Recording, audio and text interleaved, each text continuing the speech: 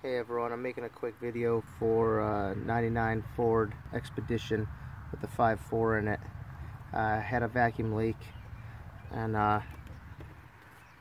it was behind my throttle body assembly, which is all this crap here, all the way back here on the back of the intake manifold, and it wraps around and it comes to my PCV valve. Well, when I was changing my spark plugs and wires, I must have moved it, caused stress on that point back there, and let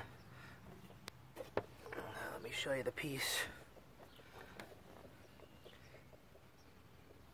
So I had manifold vacuum loss, I'd say, pretty bad. Got this from O'Reilly's, and I'm about to put it on right now. Just thought I'd share, and I hope it helps somebody.